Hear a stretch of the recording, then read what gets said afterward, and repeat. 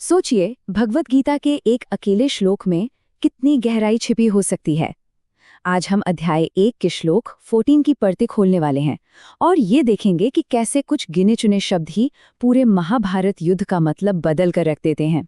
ये बात बहुत गहरी है और सच पूछिए तो यही आज की पूरी चर्चा का केंद्र है। देखिए, सच्ची ताकत शोर मचाने में नहीं होती, बिल्कुल नहीं।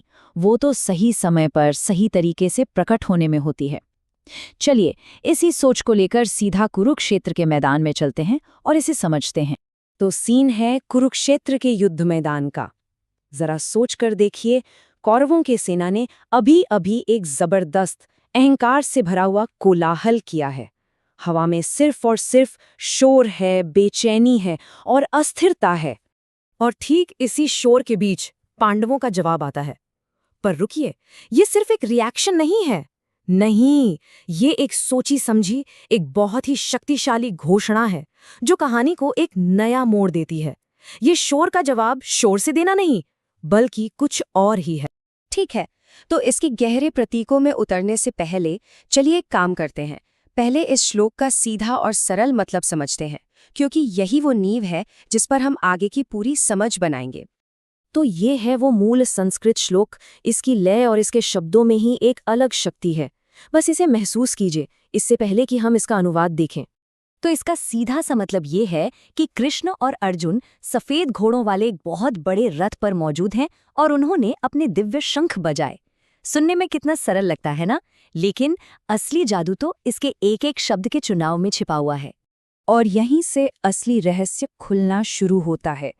इस श्लोक में चुने गए शब्दों का हर एक शब्द अपने आप में एक प्रतीक है, एक गहरा संदेश। चलिए एक एक करके इन्हें समझते हैं। श्लोक का पहला शब्द है ततः, यानी उसके बाद। अब दिलचस्प बात यह है कि कौरवों के शोर के बाद भी यही शब्द इस्तेमाल हुआ था, पर वहां इसका मतलब था एक बेचैनी से भरी प्रतिक्रिया, और यहाँ पांडवों के लिए तथा का मतलब है एक स्थिर और सचेत जवाब। इससे पता चलता है कि उनका काम आवेश में नहीं बल्कि विवेक से हो रहा है। अब एक सवाल उठता है, कभी सोचा है कि यहाँ घोड़ों के रंग का जिक्र खास तौर पर क्यों किया गया? ये सिर्फ एक डिटेल नहीं है, नहीं, ये एक बहुत बड़ा प्रतीक है। देखिए, सफेद रंग यहाँ सिर्फ एक रंग नहीं है, ये शुद्धता का, सात्विकता का, यानी अच्छाई और संतुलन का, और बिल्कुल साफ सोच का प्रतीक है। ये हमें बताता है कि पांडवों का पक्ष किस मानसिकता के साथ इस युद्ध में उतरा है। तो ये सफेद घोड़े हमें साफ साफ यही बता रहे हैं कि पांडवों की ये लड़ाई किसी व्यक्तिगत क्रोध या नफरत से नहीं हो रही है। ये धर्म और कर्तव्य की लड़ाई है जिसका मकसद बिल्कुल स्पष्ट है। और फिर जिक्र आता है रथ का, महान रथ। ये कोई मामूली रथ नहीं है, ये वो मंच है जहां गीता का दिव्य ज्ञान दिया जाएगा। और स्थितो शब्द यानी स्थित होना, ये दिखाता है कि कृष्ण और अर्जुन उस शोर के बीच भी कितने शांत और स्थिर हैं, उनमें जरा भी हड़बड़ी नहीं है। इतना ही नहीं, नामों का क्रम भी देखिए, वो भी बहुत मायने रखता है।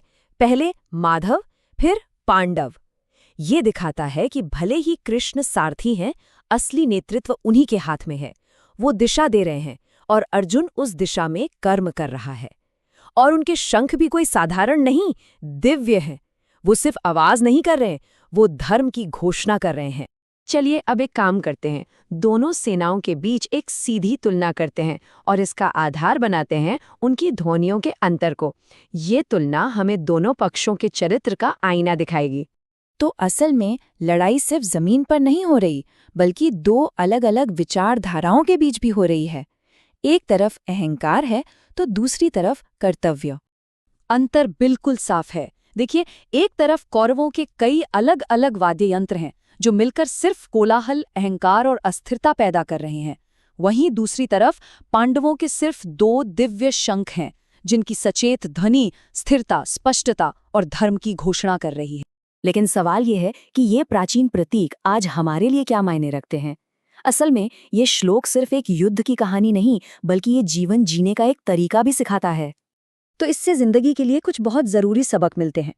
पहला ये कि जो सही रास्ते पर चलता है उसे शोर मचाने की जरूरत नहीं पड़ती। दूसरा, सच्चा नेतृत्व हमेशा सामने से नहीं बल्कि कई बार पर्दे के पीछे से दिशा दिखाता है। तीसरा, जहाँ सही समझ हो वहाँ साधारण सा काम भी पवित्र हो जाता है।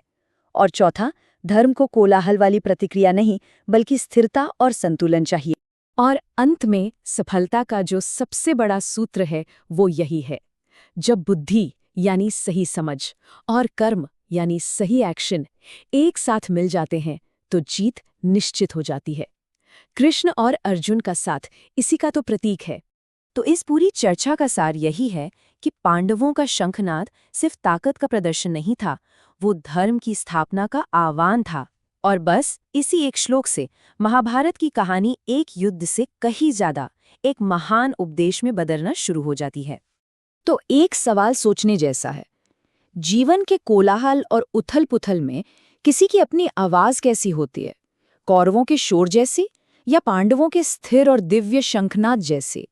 ये एक विचार करने वाली बात है।